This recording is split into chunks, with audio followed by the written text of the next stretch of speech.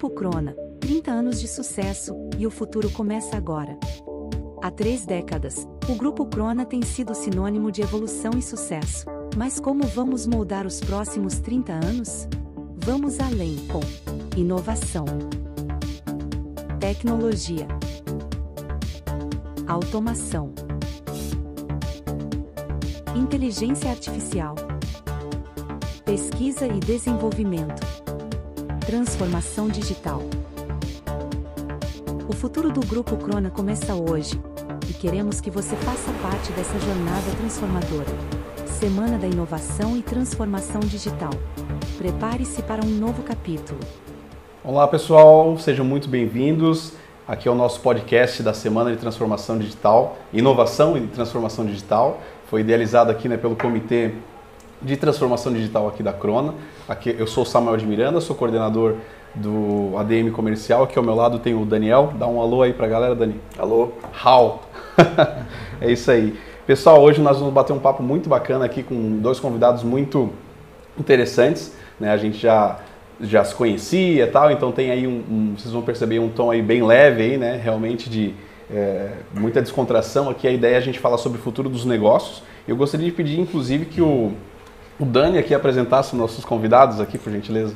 Sim, a gente está aqui com o Ricardo, né? O Ricardo Adriano, gerente de marketing aí, com bastante experiência em experiência de cliente, a questão de marketing, a gente vai falar muito de cliente hoje, né? A gente vai falar aí de futuro de negócio, mas como os clientes estão, o que os clientes esperam das empresas e dos negócios, né? E a gente está aqui também com o Roger, né? O Roger é palestrante, empreendedor, autor, né? Eu estou aqui com o livro dele, né? Então o Roger é autor de vários livros aqui. Esse livro aqui já foi lançado, né? Então é o Transformação Digital Disruptiva, né? Criando um novo mindset. Tem tudo a ver com o nosso assunto aqui. E o Roger também, né? Tá fazendo um pré-lançamento aqui de 3 volumes, né? Aqui tá a capa, né? A capa e contracapa. Dos 3 volumes que a gente tem. É a trilogia. Trilogia de mais voltado para startups, né? E a jornada das startups. Empreendedorismo, inovação e liderança digital. Empreendedorismo, inovação e liderança digital. Tem aqui os 3. Só com o mocapzinho aqui. Vai lançar quando, Roger? Eu devo lançar aí nos próximos 45 dias aí, provavelmente. Legal. Eu vou fazer um evento em Joinville e aí eu vou provavelmente convidá-los, com certeza. Agora que o Roger já deu a carteirada aqui de empreendedor, de especialista. Vamos lá. Então gostaria de começar esse papo aqui, a gente de alguma forma tentando colocar aí em alguns conceitos e tal, de uma forma muito simplificada e resumida, o que é transformação digital para vocês, né? E de como a gente já pode de repente alongar, falando um pouquinho como ela afeta aí a relação com os clientes, enfim. Legal, só, né, complementando a pergunta. Sim, um adendo.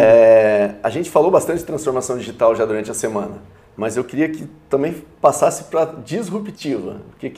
Qual que é o teu entendimento de transformação digital e o que muda para a transformação digital disruptiva? Boa. Para vocês, tá? Dado. Fica à vontade. Vamos aqui. Vamos fazer um bate-bola. Bom, no meu entendimento, a transformação digital nada mais é do que a modernização dos modelos de negócio existentes. Por natureza, não envolve tecnologia, inclusive, mas é uma modernização. Então, essa modernização ela pode ser uma inovação de um serviço, de uma forma diferente, um processo, uma redução de um processo. Você está inovando e melhorando algo, né? Então, na essência, nessa linha. E quando a gente fala de ser disruptivo, é você fazer coisas realmente que quebrem a caixinha. Não é mais nem pensar fora da caixa, porque pensar fora da caixa não é mais suficiente. A gente costuma dizer que a empresa que pensa fora da caixa, ela já está um pouco mais lenta, porque ainda você conduz, né, o contexto, o conceito daquilo que você está fazendo dentro de um modelo. E esses modelos que a gente tem na concepção, principalmente que a gente herdou aí do século XIX, século XX, hoje nós estamos no século XXI, não dá mais certo. E aí vai conectar com um assunto que a gente vai falar um pouquinho, que é a questão da agilidade e velocidade das organizações em relação a entregar cada vez mais rápido o nosso produto ou serviço para o nosso cliente lá na ponta. Porque a gente, como cliente, como pessoa, né, exige das empresas, aquilo que a gente compra, uma certa agilidade e velocidade na entrega daquele produto ou serviço.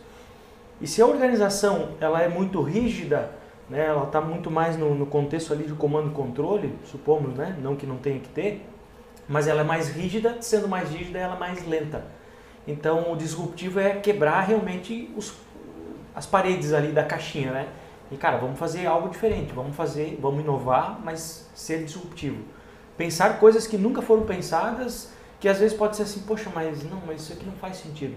Pode não fazer sentido para a gente que está pensando, mas quando a gente vai para o mercado, conversa com o cliente, você vai entender a percepção do cliente em relação ao que a gente faz. Então realmente quebrar a caixinha, break the box, né? Quebra a caixinha. O legal, boa Roger, o legal é que numa indústria, numa empresa, é esse equilíbrio de, às vezes uma empresa grande, maior, muito processo, né? Muita metodologia que precisa ter. Mas ter esse equilíbrio de ter uma liberdade, né, de pegar um atalho ali para ter essa agilidade, né? Senão fica muito preso numa empresa mais tradicional, no conceito ali, e você perde um pouco dessa agilidade, né? Então esse equilíbrio eu acho que é muito importante. Não quer dizer que não é para fazer, né? Não é para seguir o modelo que está funcionando, né? Perfeito. É para dar um passo. E a gente pode pegar um exemplo para tangibilizar para quem está nos assistindo aqui e nos ouvindo, né? Então vou dar um exemplo de banco. Vamos pegar um banco, né, que a gente conhece os bancões tradicionais, né? Qual é a visão que a gente tem de um banco? Pô, é um banco, tem uma agência, tem uma porta giratória, tem um guarda pro lado de dentro, né, armado, você não pode entrar com chave, com celular, com nada, ou seja, isso é o conceito que a gente tem de uma agência bancária. Em que a agência bancária, ela sempre pensou em relação à segurança dela, mas ela nunca pensou na conveniência da pessoa, do cliente, nós que estamos indo até o banco, certo? Então esse é um exemplo de um modelo que vem de longas décadas, né? E aí quando a gente vê, por exemplo, um banco digital surgindo, né, o exemplo do Nubank aqui, o Nubank, onde é que você tem agência do Nubank? Não tem agência de Nubank em lugar nenhum, certo? Esse é um exemplo. Então, ele já começou totalmente diferente. Né? Você abre uma conta diretamente no celular, né, digital, ele tirou todo o atrito ali. Você não tem agência bancária, né? Você não tem aquelas tarifas e taxas que você paga no bancão, por exemplo. Então esse é um exemplo disruptivo de modelo de negócio. E aí está aí, né? O Nubank aí com mais de 100 milhões de clientes, né? Expandindo agora a sua geografia, não só no Brasil, mas América, México, enfim. Então esse é um exemplo de você fazer algo disruptivo, né? O Bill Gates falou que bancos não serão necessários no futuro, mas os serviços bancários sim. Então isso é um pouquinho do contexto de isso que a gente está falando, né? Tem que inovar também nos processos para ganhar, para melhorar os processos, para ser mais eficiente, para ser mais ágil. Esses têm que continuar, né? A gente tem que continuar trabalhando nos processos já existentes. Sim, né? sim. E aí sim. o disruptivo é um... Mas aí, por que isso aconteceu? Porque eles olharam, né? O fundador, inclusive, tem uma história bem bacana. Eles olharam para o cliente. Cara, como que... Por que ele passou por esse processo? Falei, cara, é impossível, pleno século XXI, né, com todas as tecnologias que a gente tem, você tem que ir até uma agência bancária para você abrir uma conta. Fisicamente estar lá, tem tecnologia já para fazer isso. E geralmente você pensa de dentro para fora, né? O que é melhor para mim. Isso. Quando você começa a pensar de fora para dentro, o que é melhor para o cliente... Que é a experiência do usuário. E assim, outro desafio é que a gente sempre pensa, não tem mais o que inovar, né? Onde eu posso inovar? Tem muita oportunidade. Assim como o exemplo do banco, tem exemplo em hotel, em aeroporto. Um hotel é um clássico, né? A pessoa viaja, ela chega cansada, ela só quer um quarto para dormir. Mas quando ela chega no hotel, no melhor hotel que seja, qual a primeira coisa que ela tem? Preencher uma ficha. Nossa, isso aí é... Né? Ela não quer preencher aquela ficha, ela só quer um quarto para descansar. Então dá para melhorar. Tem muito ponto de contato que dá para melhorar. Essa fricção, né? Fricção. É só a gente olhar para o nosso dia a dia. O nosso dia a dia, tudo aquilo que a gente faz, olha os atritos que existem. Né? Poxa, é impossível a gente não pensar sobre isso. Cara, como que eu posso melhorar? Né? Pegando aí nesse exemplo do banco. Eu preciso ir até o banco, por exemplo.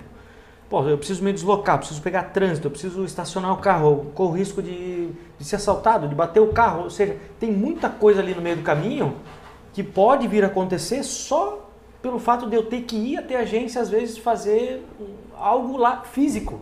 Que você poderia ter digitalizado. E assim, né?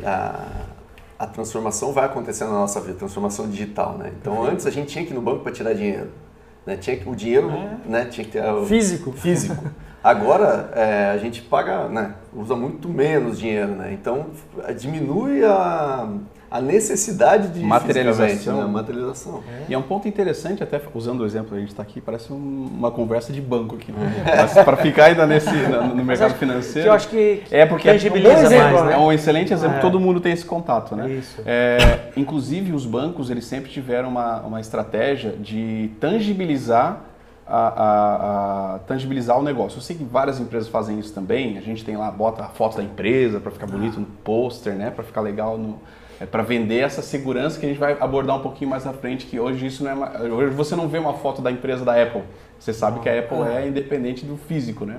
Mas os bancos, inclusive, tinham grandes prédios, a sede dos grandes bancos, né, são nas melhores regiões de São Paulo, do Rio de Janeiro. Então, assim, aqueles prédios enormes, aquilo justamente é para tangibilizar. Você vai na Paulista, você vê o Banco Safra, né, é uma monstruosidade. A ideia daquilo é justamente dizer, ó, o seu dinheiro está seguro comigo. Confie. Né? Confie porque eu tenho cash, né? E aí, quando você vai para o modelo disruptivo, que você não tem sequer uma agência, como é que eles convencem a pessoa, não, dê o seu dinheiro para mim, que vai ter a mesma confiança, a mesma segurança? Então isso é disrupção, né? Quando você tem essa barreira... Esse é o conceito da nova economia, né? Então, no século passado a gente tinha a economia do heavy asset.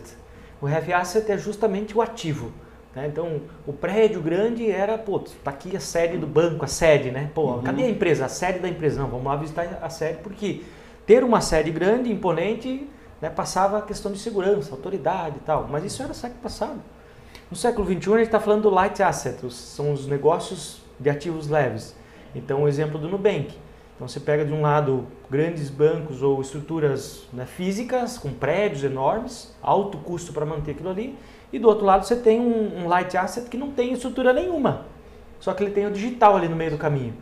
E aí, o outro exemplo que a gente pode trazer para cá, para contextualizar, o caso do próprio Uber. Antigamente, os nossos pais falavam assim, nunca entre em carro de estranhos. Nunca entre em carro de estranhos, certo? Não sei se vocês já ouviram falar isso, mas isso era. E hoje o que a gente faz? A gente entra num carro de estranho. E aí a gente fala da questão, mas como que esse negócio comunica segurança e confiabilidade, por exemplo? Então, você tem lá, chama-se, né, uma das estratégias desse modelo digital é o Web Value.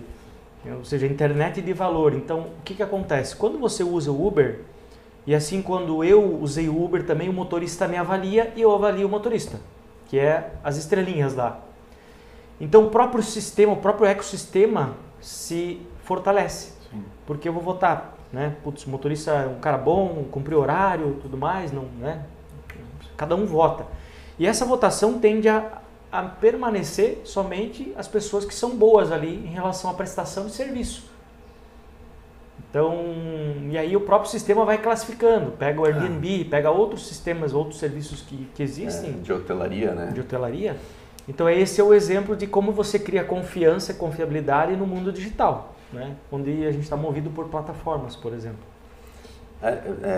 Ainda assim, né, a gente tem, hoje já existem tecnologias muito mais avançadas para muitas coisas, por exemplo, criptomoeda, a questão do blockchain, né, para dar essa confiabilidade para as criptomoedas, mas ainda não é uma coisa tão popular, por exemplo, como o Pix ou como um cartão de crédito, que tem uma tecnologia que às vezes é menor do que uma criptomoeda para dar segurança, só que assim, muitas pessoas ainda falam, eu não compro Bitcoin porque eu não estou vendo lá, é um número lá, não sei nem o que é isso, não entendo, não consigo. E ainda tem muita coisa que, assim, não sei se vai virar, tá? De popularizar, né? Eu sei que, né, já é popular a criptomoeda, né? Mas não da mesma forma que é talvez o cartão de crédito. Mas o próprio Pix, meu pai até hoje, ele, cara, Pix eu não vou mandar. Assim, para quem tá indo, não passo meus dados, nada, então... Sim. Que é uma questão cultural, né? Porque a geração dos nossos pais, por exemplo, pega a geração Baby Boomer aí, eles viveram numa era analógica,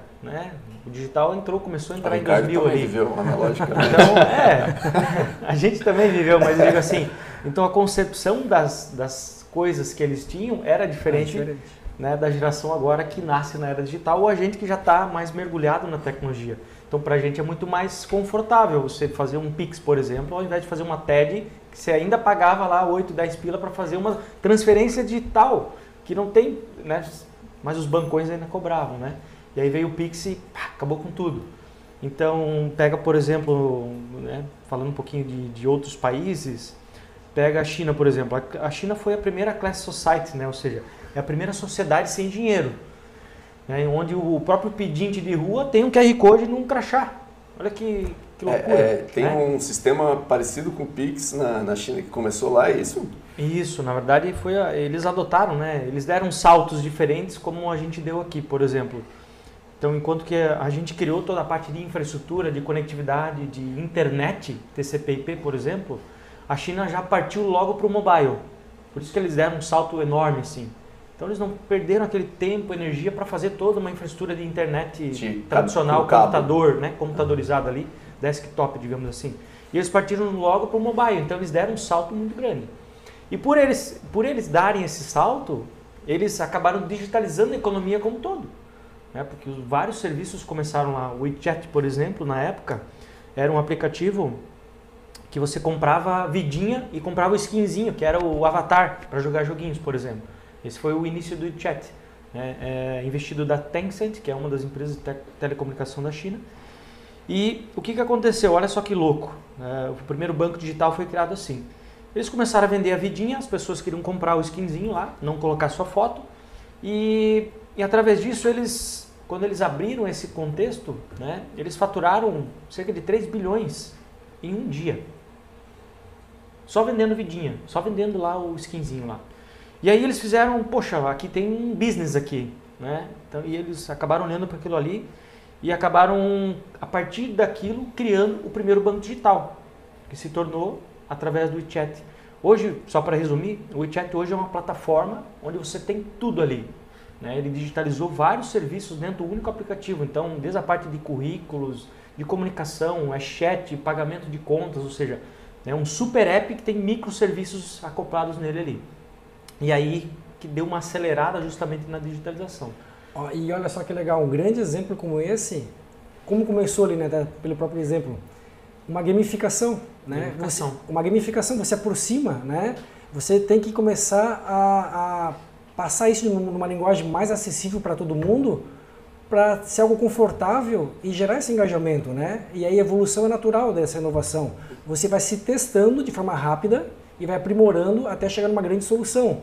Acho que o principal, não erro, o desafio é que a gente imagina inovação, transformação digital, algo muito disruptivo e uma coisa além. Eu preciso ter aquela ideia, né? Aquela ideia que ninguém teve, não.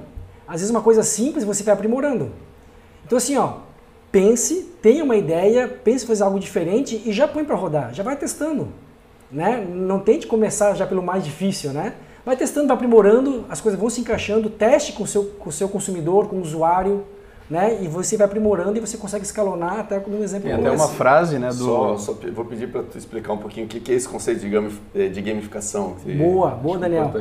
Na verdade, a gamificação é uma estratégia, né, que você pode fazer, uma empresa, um setor, ou você como empresário, você como usuário, de pegar uma ideia, né? E fazer como se fosse uma troca de pontos, né? Hoje tem muita coisa de supermercado. Você compra, ganha DOT, ganha pontos, você pode trocar por prêmio, milhas. Então tudo isso é uma gamificação, ou seja, quanto mais você compra, você ganha algo ali, né? E você vai somando pontos para trocar por um benefício depois. Isso é legal porque a empresa ela usa dessa forma para você cada vez usar mais e ir testando o que ela quer que você teste para ganhar algo em troca, enfim. A questão das estrelinhas lá do Uber, também é um conceito de gamificação. Uma né? espécie de você vai ganhando status, né? É a ideia mesmo dos jogos mesmo, né? Que você vai criando rankings, de né? fase. E aí você vai melhorando. E, pegando esse mesmo exemplo, aí vamos falar do contexto do país China, né? Eles chegaram ao ponto de criar um score social, inclusive. Olha que louco. Sim. Então tem alguns aspectos que... O Serasa hoje, né? O Serasa hoje tem... O Serasa é um exemplo de score social. É uma gamificação da lojinha. Então é uma forma de premiar, digamos assim, né? A pessoa que faz as coisas corretas. O exemplo assim, não é que faz as coisas corretas, mas assim, se você, por exemplo, lá, o score social do chinês, que funciona assim, se você anda dentro da faixa, se você não toma multa de trânsito, se você respeita o contexto ali das regras do condomínio que você mora, se você paga as contas em dia, você começa a ter pontos mais positivos. Você é um bom cidadão, né? Você tem uma pontuação de bom cidadão. Por um lado é bacana, só que a gente tem que olhar o outro lado da história agora. Em troca Em troca disso, a gente está dando nossa informação. Né? Na economia digital, sim, o produto somos nós, como diz, né? Sim. Que são os dados. Eu tenho só 2 exemplos de gamificação que acontecem dentro da Crona. Vocês devem, eu ia dizer, sim, vocês devem ter lá. Nós temos a assessoria Show, né? E nós temos também o... Nossa, esqueci o de transporte, o Acerte, né? Que ele é uma gamificação de transportadoras. Então as transportadoras que fazem os melhores serviços são ranqueadas, elas recebem uma premiação, uma bonificação, né? Em função de as metas específicas, né? Estabelecidas. Também elas vão ganhando uma pontuação e vão tendo um diferencial. As próprias ISOs, por exemplo, o próprio contexto de você medir algo é uma espécie de gamificação, né? O GPTW, por exemplo, é um ranking das empresas que são avaliadas em alguns itens lá, né? Então isso é uma gamificação, né? Que acaba destacando as melhores empresas em relação à inovação e uma série de outras coisas ali. Então tudo é gamificação ao nosso redor, só que a gente não percebe isso, né? Qual é a estratégia que está por trás, né? O digital é o futuro dos negócios, mas no Brasil temos regiões que deverão demorar mais para entrar no formato total ao digital. Empresas como a Crona, como devem agir para equilibrar alguns mais avançados e outros que irão demorar mais para entrar nesse mundo digital? O Brasil é continental, né? E nós estamos numa região aqui que tem muito incentivo, né? Aqui tem muitas cidades que estão entre as cidades melhores ranqueadas nessa questão de conectividade, de startup, inovação. Então, existem muitos desafios, né? Até a própria internet, né? Tem regiões no Brasil que ainda é lenta, é ruim. Então, são várias camadas. A gente tem cerca de 30%. Se nós pegar, vamos falar mundo, depois a gente fala Brasil. Estamos com 8 bilhões de pessoas. Dessas 8 bilhões de pessoas, nós temos 5,6 bilhões de pessoas que estão conectadas, né? Mas tem cerca de 35%, 40% do mundo ainda não está conectado. E é uma média mais ou menos aqui brasileira também, né? Nas cidades, obviamente, a gente tem conexão, tem internet, os planos estão ficando cada vez mais acessíveis de conexão, né? Os serviços como o WhatsApp e outros, por exemplo, são gratuitos em termos de uso de dados, por exemplo, que justamente são estratégias, né, de digitalização e conectividade. Porém, uma coisa é infraestrutura, que é conectividade em si, certo? A outra são os serviços que rodam em cima dessa camada de infraestrutura. E para esses serviços rodarem, para você ter uma massificação, a gente tem que olhar para o contexto do mindset digital, né? Ou seja, o pensamento digital, como que eu interajo nesse mundo digital. Como que eu uso, por exemplo, por mais que já exista o Pix e a gente sabe que tem muita segurança ali, mas tem gente que não usa o Pix ainda por achar que não é seguro. Por outro lado, existem muitas traquitanas no meio do caminho que fazem, né, os golpes digitais e tudo mais que cresceram assim grandiosamente, né? Principalmente depois pós-pandemia. Então, uma questão é a gente se inserir nesse mundo, é buscar o conhecimento, né? Poxa, vamos entender o Pix. Cara, busca o assunto, lê sobre o Pix, como que ele funciona. Né? Pegando o exemplo do Pix, mas outros serviços, né? Então, assim, para a gente aumentar o nosso nível de mindset digital, de pensamento digital, a gente tem que buscar mais conteúdo. Não adianta só ficar no TikTok e Instagram rodando tela ali que, cara, né, tá só enchendo a nossa mente de dopamina, mas você não está adquirindo conhecimento e conteúdo ali. Então vai de nós, né, como usuários, digamos assim, da internet, filtrar um pouco daquilo que a gente quer, enfim. Então eu diria que... Legal. E está disponível para todo mundo. Né? Está disponível para todo mundo. Para a gente conceituou bem aqui, eu acho que a transformação digital ficou bem claro, né? Falamos bastante sobre o tema. Eu queria puxar um pouquinho a questão, justamente falando de futuro. A gente falou bastante ao longo da semana de Indústria 4.0, que ainda parece ser algo muito futuro, entretanto é algo que já está muito presente no nosso dia a dia, né? Sim. E aí eu gostaria de puxar o assunto, que é a questão da sociedade 5.0, né? Então, assim, que seria o próximo passo, né? O que vem depois do 4.0? Estamos falando já em sociedade 5.0, né? O que é isso? Se vocês pudessem conceituar para a gente. Boa. Ricardo, queres começar? Ou queres? Você é o especialista no assunto, eu vou fazer aqui a minha parte. Compartilha. Na minha visão, assim, que nem o Samuel comentou, a indústria 4.0 já é realidade, né? A gente ainda bate nessa tecla porque a gente precisa acelerar algumas coisas, né? A automação, né? A parte de robô, tudo que é trabalho mais operacional vamos deixar o ser humano para a parte criativa e vamos colocar um robô nisso. O próprio carro automotivo, né, que é a direção ali sozinha, inteligente, a gente ainda tem um... Será que vai funcionar, né? Cara, você não foi feito para ficar no trânsito dirigindo, né? Vai de carona trabalhando e deixa o carro sozinho te levar. A 5.0, né, países como o Japão, um país mais avançado que já estão nesse pilar, já começa a realmente puxar o ser humano nessa parte criativa, nessa forma de pensar, de como eu vou controlar tudo isso. Então, a gente precisa correr atrás, né, e estudar para poder acompanhar essa tecnologia.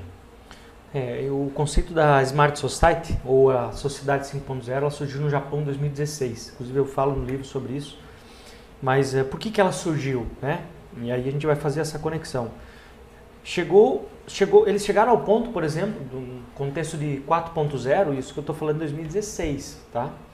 Eles chegaram no ponto de 4.0, um nível de automatização tão elevado nas fábricas e no contexto do parque fabril como um todo, em que eles começaram a se perguntar, a partir do momento que eu automatizo tudo, né, tiro o trabalho repetitivo das pessoas, qual é o papel das pessoas nesse processo?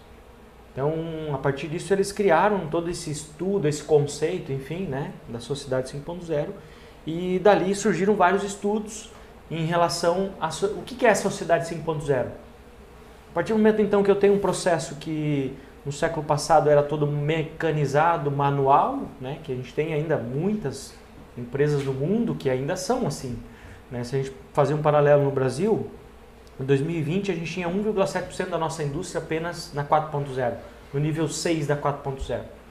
2021 ali, né? Dados de 2023 do Banco Mundial, nós estamos em 4%. E o mundo está em cerca de 20%. Então a gente deu uma melhorada, mas ainda o nível da nossa indústria em relação ao 4.0 no nível 6 ali, que é o nível mais autônomo possível, é muito baixo. Grande parte ainda da nossa indústria, ela está, né, os 90% ali está na fase do passo 1 e 2, que é justamente o que? A digitalização. Que é a gente vencer essa etapa de aquilo que eu faço de forma manual, analógica. Putz, a tecnologia é uma ferramenta para você substituir aquele processo. Não substituir as pessoas, mas substituir o processo para que ele fique mais rápido.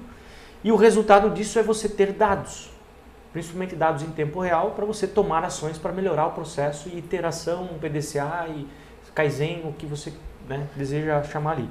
Então esse é um ponto. Só que, por que a digitalização não avança, né? Questão cultural que nós estávamos falando antes, que é o modelo que a gente tem. Poxa, mas a gente sempre fez assim, né? E aí existe a forma de comunicar isso para as pessoas e dizer o seguinte, olha, não é que agora esse digital aqui vai tirar o teu... Não é isso, ela vai te ajudar a melhorar o teu trabalho, o teu processo. Então as empresas que conseguiram comunicar essa transição do analógico para o digital, elas conseguiram avançar muito na 4.0, né? Então, a gente tem uma pergunta do Fabrício, exatamente, eu te interrompi porque tá na linha. Ótimo, aqui, tá? Ótimo. O medo da relação à segurança digital pode de fato limitar a adoção de novas tecnologias? O medo da segurança? A questão de segurança pode impedir, limitar a adoção de tecnologias? Pode. Que é justamente Temos que ter esse medo, né? Então, claro, o medo faz parte, né? O medo faz parte. O nosso medo biológico que a gente fala faz parte, mas a gente não pode deixar o medo emocional nos parar. Então, assim, esse medo que ele está comentando ali, precisa entender um pouquinho mais o contexto. Qual que é o tipo de medo? Putz, é o medo de eu estar exposto ao digital ou não, de eu ir para o digital, por exemplo, fazer alguma transação financeira, alguma coisa nesse sentido. Né? Qual é o contexto do medo ali? De se arriscar, né? O medo de invasão. Cibersegurança. Então tem vários pontos ali, mas a questão é que... Mas é natural. Totalmente ligado com o nosso tema aqui de futuro dos negócios, né? A segurança, ela tem que andar, né, junto com a evolução da tecnologia. A segurança Cada vez mais a nossa economia, podem perceber, ela está sendo digitalizada. Né? O dinheiro virou digital. Os próprios bancos centrais criaram suas moedas digitais. Depois que o Bitcoin surgiu, né, teoricamente, para tirar um pouquinho do poder ali dos bancos, os bancos acabaram sendo ameaçados. E aí o que aconteceu? Os bancos todos, o mundo inteiro, assim como o real digital surgiu agora, que é o Drex ali, os bancos centrais também criaram suas moedas digitais. Então, a economia está sendo digitalizada. E se a gente, não tem como a gente ir contra. Mesma coisa os taxistas tentando ir contra o Uber na época. Não dá, cara, é a tendência. Sempre tem uma reação, assim, a mudança, né, ela causa um desconforto. Né? Isso. Eu ia só trazer um exemplo, Daniel, que eu acho que é legal para quem está assistindo, acho que o pessoal vai... Depois eu complemento a 5.0 ali. Como a gente falou de digitalizar, depois automatizar, para depois ir para 5.0, como a gente está vivendo ainda essa... Estamos tateando, né? Digitalizar, robotizar. Avançando, mas... Eu e o Rory, a gente participou já de muitas feiras. E nós trabalhamos aí com soluções, salas automatizadas. E um caso bem legal é assim, quando a gente leva uma solução com robô, o robô, quando eu falo, não é um humanoide, né? É um braço mecânico, é um braço ali que vai ajudar numa máquina de usilagem, vai auxiliar o operador ali, né? Quando a gente leva essa automação para uma feira e fica exposto, é incrível, assim, como o público, ele primeiro admira aquela solução, ele vê, né? Pô, um robô aqui trabalhando, mas o comentário é o susto, né? Esse susto, esse medo, né? Pô, esse robô aqui, ele veio para ajudar, ele vai me substituir, né? Para onde que eu vou? Para que caminho? Então tem essa barreira de entender. A dica que eu dou é um caminho sem volta, né? O robô vem substituir o teu trabalho ali mais operacional. Então, como dica, né, para quem está assistindo, vamos tentar acompanhar essa mudança e vamos tentar se aperfeiçoar, entender, porque hoje até o mercado está precisando, qual é o déficit hoje, né? É mão de obra para operar esse robô. Então vamos escalonar na nossa carreira, porque tem mercado. O robô não veio tirar, né? Você não vai ficar desempregado, é apenas acompanhar e você saber fazer esse trabalho em conjunto, né? Para o robô te substituir naquele trabalho mais braçal, para você ficar na parte mais de controle do robô ou de automação. Então assim, a gente está nessa fase de entender digitalização, automação, robô, para depois ir para 5.0. Então quanto antes a gente acelerar esse processo, né, que outros países já estão bem mais avançados, a gente consegue performar cada vez mais. Outra coisa interessante também é que vai coexistir, né? Então a gente vai ter o analógico, a gente vai ter o digital, a gente vai ter a sociedade Smart Society, aí, a 5.0, só que isso tudo vai existir ao mesmo tempo, né? Já né? Nós estamos com 5 gerações ao mesmo tempo aí que coexistindo, né? Então, assim, é um desafio. É um desafio e, assim, não vai de uma hora para outra ser tudo digital e não vai mais ter nada analógico. Até porque não dá, né? Um exemplo, a gente tem várias gerações e cada uma tem uma cultura diferente. Então, assim, os negócios também não podem ser 100% digital. Ou até pode ser, mas aí ele vai selecionar um certo tipo de cliente que ele vai atender e o cliente que ele... E a gente falando de negócio, né? De futuro, de empresa, de indústria... Como é que a gente, né, como é que se prepara para isso? Como é que encara esse desafio? Agora eu entro né, trazendo o 4.0 por 5 justamente com a parte de robô. Então, a partir do momento em que a gente automatiza, né, na 4.0, e de novo, estamos falando de 4.0, eu chego no cyberfísico e no sistema mais autônomo adaptável lá, que é o nível máximo, ok? Isso é 4.0. O que é a próxima onda da indústria, que é a 5.0? A 5.0... enquanto produto, chama-se personalização em massa. Então a personalização em massa vai exigir que você tenha a 4.0, digamos assim, concluída. Por quê? Como é que você personaliza um produto em massa com um preço competitivo? Então todo o teu processo produtivo e fabril precisa ser automatizado, senão o teu custo é muito alto, né? Eu vou trazer alguns exemplos. Então isso é um ponto. Personalização em massa. Mas o que está por trás da personalização em massa? Está o ser humano. Porque o processo criativo da personalização está onde? Está em nós, pessoas. Que é onde nós somos bons. Trabalho repetitivo, trabalho produtivo, deixa para a máquina que ela é muito melhor do que a gente, né? Então existe esse ponto ali. E aí a gente entra no contexto do cobot. O que é o cobot? Traduzindo aqui para o português mais simples. É o trabalho colaborativo de nós, seres humanos, com a máquina. E essa máquina pode ser uma inteligência artificial, pode ser um robô humanoide, pode ser uma operação de um braço robótico lá dentro da máquina, do processo fabril. Mas por trás disso eu preciso ter as pessoas, porém, quando a gente fala da mão de obra, eu preciso trazer agora a mão de obra qualificada de novo, porém de forma mais cognitiva, porque ela vai trabalhar com dados, ela vai trabalhar com tecnologia.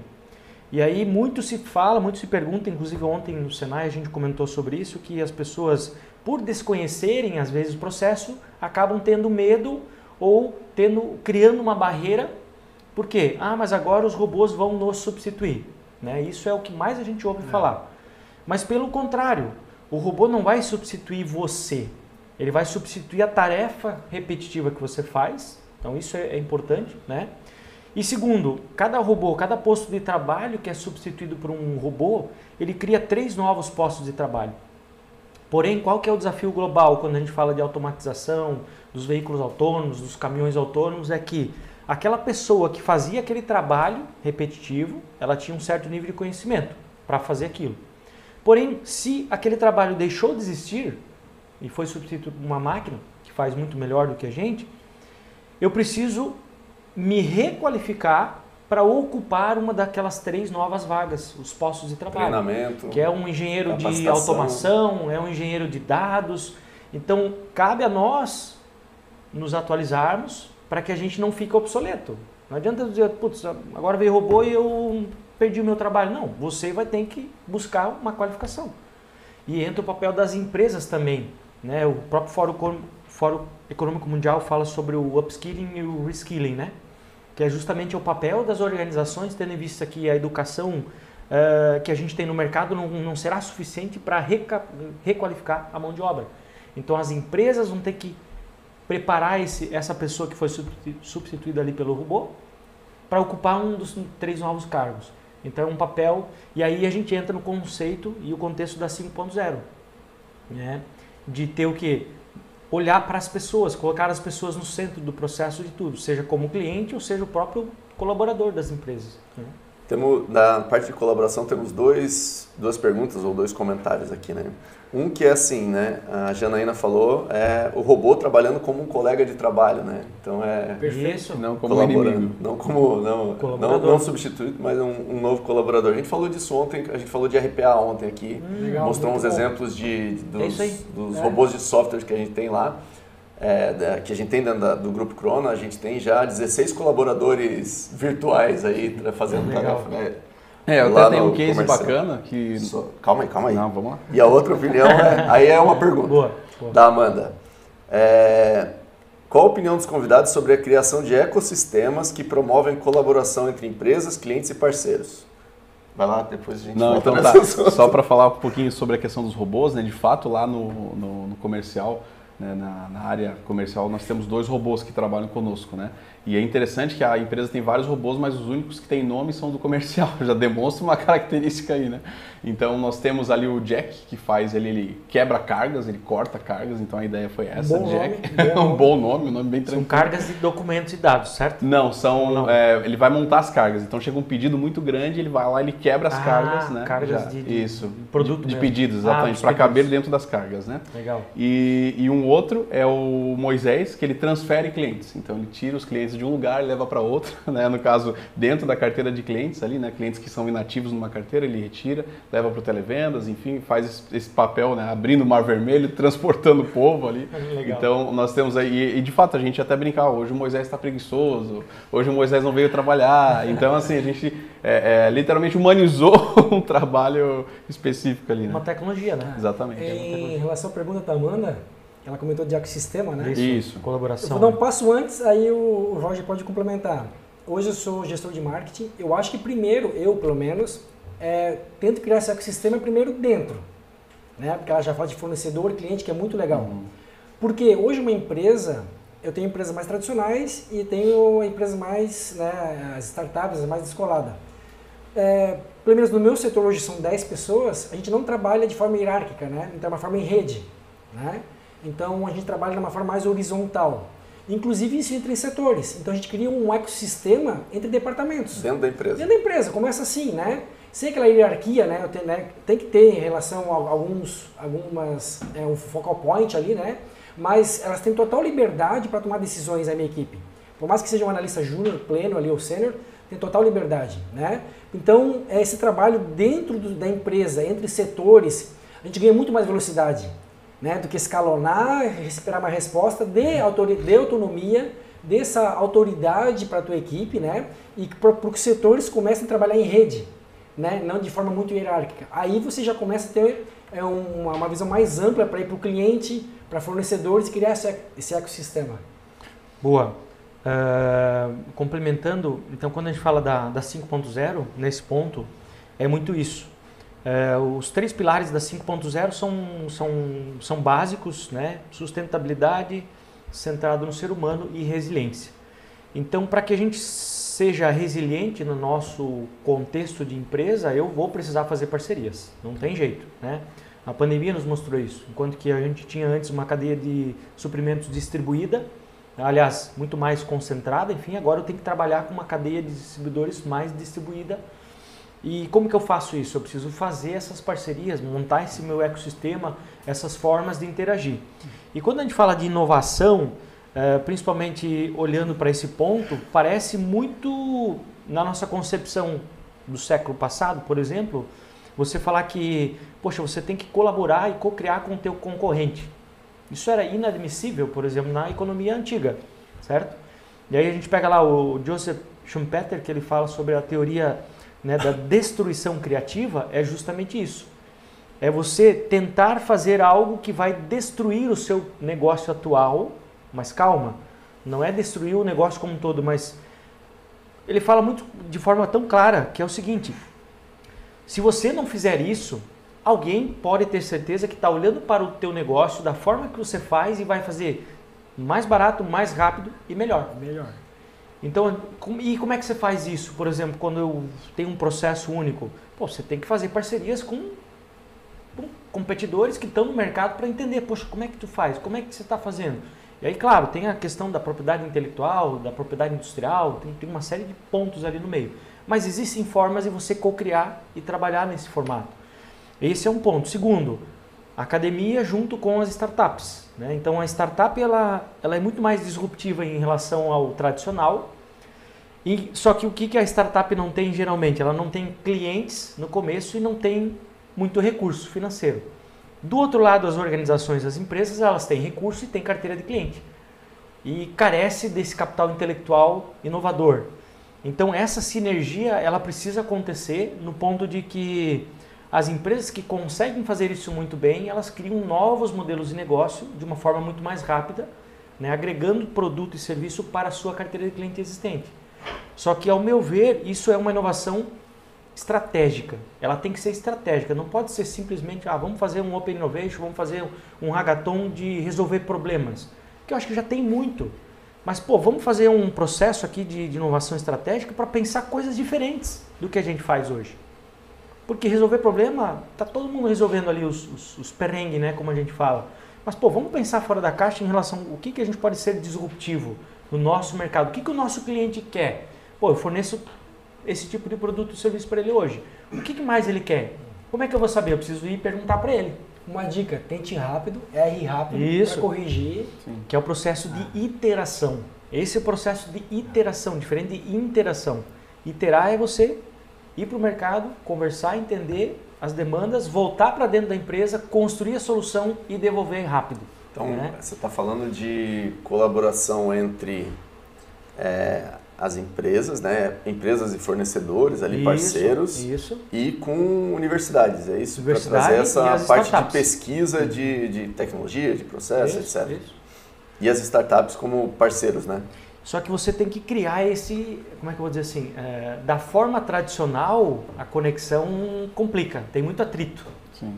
Então você precisa criar mecanismos para conversar com startup e startup conversar com empresa. Essa você acha que é a grande dica para a gente estar atento ao mercado, para estar atento a essas tendências, essas novas tecnologias, novo mercado, Eu diria que sim. Novos clientes até, né? Nova forma de atender cliente, né?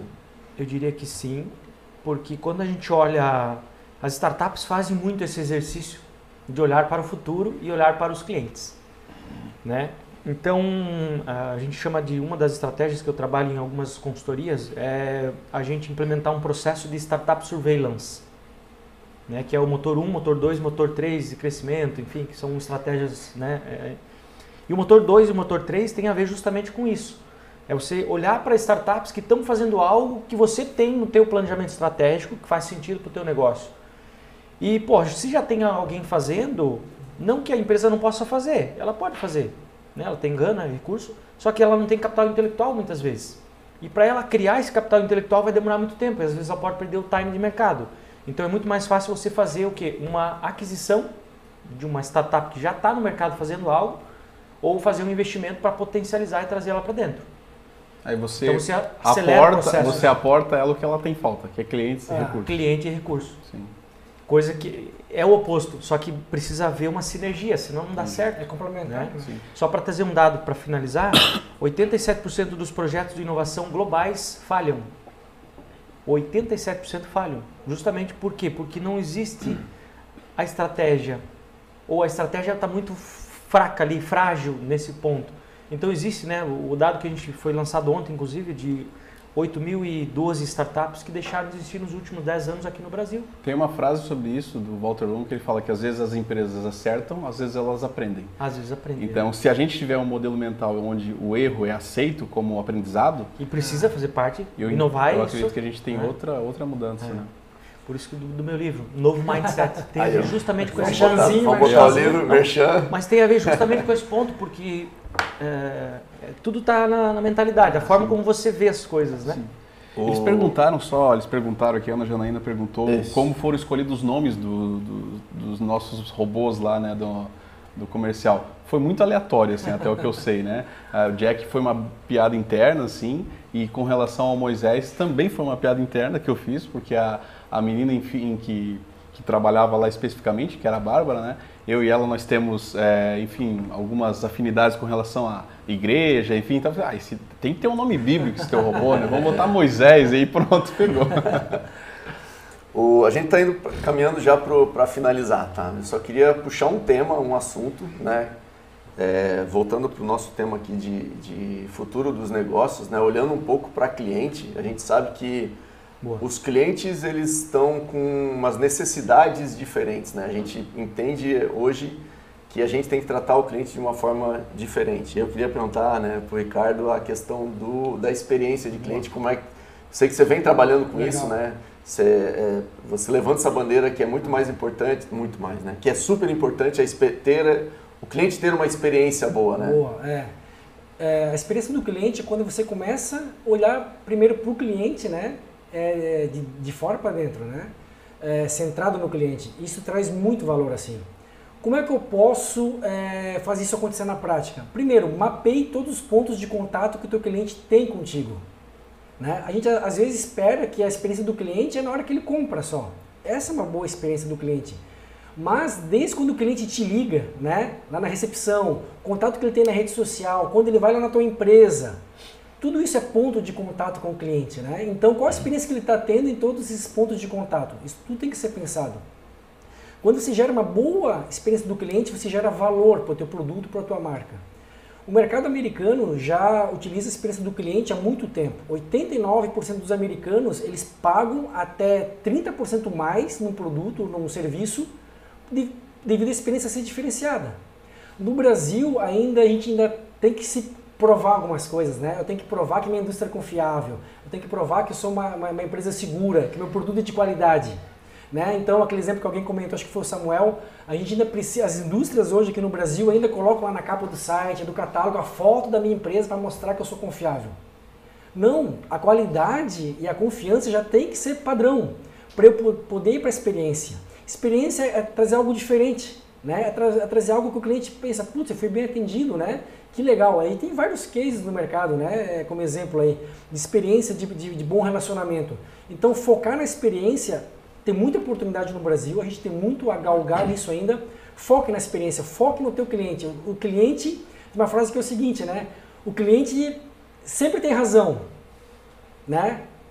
Isso para o cliente, mas para dentro a gente sabe que nem sempre, né? A gente precisa se adaptar a essa razão do cliente. Então precisa entender o que ele quer. Se ele quer comprar o teu produto, ele quer o relacionamento pelo Instagram, por uma rede social, tem que me adaptar e tentar atender ele bem aqui. Não jogar ele para outro canal, que ele vai para outro canal, né? Quantas experiências ruins que a gente tem no dia a dia. Telefonia móvel, internet, né? Quando você quer cancelar, tirar uma dúvida, você vai caindo de um para outro, numa URA, ninguém te atende. Então foque no cliente. A experiência hoje, a gente tem muito mercado e a gente consegue agregar muito valor nisso. E aí puxando, né, que cliente pode ser cliente interno, pode ser cliente final, externo, pode ser o cliente do nosso cliente, né? E geralmente então, a gente tem muitas pensa, camadas, né? Geralmente a gente pensa que a experiência do cliente é um setor, né? É um setor, é um departamento, não. Todo mundo na empresa é um ponto de contato e pode gerar experiência, né? Então vai receber um amigo, um cliente, um fornecedor, você lá do financeiro, né? Ou lá do administrativo, vai receber um fornecedor, o fornecedor está te encontrando na empresa como, né, a marca, então atende ele bem, oferece um café, né? O que você precisa, venha conhecer a empresa, né? Apresente sua empresa para ele, né? Independente do seu cargo. Então qualquer ponto de contato, isso gera valor, isso fica no inconsciente do cliente ali e isso agrega... Fortalece as parcerias, né? Fortalece muitas parcerias. Pessoal, foi um papo muito bom, fluiu muito rápido. bem, passou muito rápido. A gente já tem que se encaminhar aqui para os recados finais. Lembrar mais uma vez da enquete da IA, né? Então você que ainda não votou, né? Lembrando mais uma vez que não é pelo avatar, é sim pelo nome, né? Reforçar também aqui com relação ao formulário de inovação, né? Que a gente ainda está com uma adesão muito baixa, que vai nos ajudar a trilhar o mapa de inovação da empresa para os próximos anos, e também a questão de se inscrever no canal do Grupo Crona, né? Curtir aí a nossa live, enfim. Futuramente a gente vai estar quebrando, né? Fazendo vários cortes aí também, compartilhando com os nossos colegas. Palavrinha para a gente encerrar então, dos nossos amigos, pode ser? Bom, eu agradeço, né, o convite de vocês e parabenizar, né? Isso aqui já é algo disruptivo, né? O que vocês estão fazendo ali na Crona, essa semana aí, essa jornada que vocês estão fazendo, né, de inovação, transformação por todos os colaboradores, isso já é algo disruptivo. Então não é só uma ideia milagrosa, isso aqui já é disrupção. Aproximar o conteúdo, né? Trazer conteúdo, trazer informação para todo mundo, falar que isso não é para assustar, isso é para potencializar, né, toda a equipe interna. Então, parabéns, agradeço, muito bom bate-papo. E da mesma forma, muito obrigado pelo convite. Eu acho que uma hora passa muito rápido, né? Os assuntos são variados ali. E é isso, né? Agradecer, ficar à disposição aqui para um próximo, de repente, bate-papo, a gente falar sobre algo mais específico, ou daqui a pouco vai surgir algumas perguntas aí, né? Contem comigo aí também. E dizer que, sim, esse movimento que vocês estão fazendo é disruptivo. Para muitas indústrias, né? Muitas indústrias não comunicam isso que vocês estão fazendo. Vocês têm muita ação que estão sendo feita, mas é tornar isso público agora, né? E para finalizar, o Walter Longo ele fala justamente de um termo que chama-se education, que é uma tendência das empresas levarem esse tipo de educação, seja para os seus colaboradores ou para a sociedade. Então, só agradecer e dar o parabéns para vocês aí.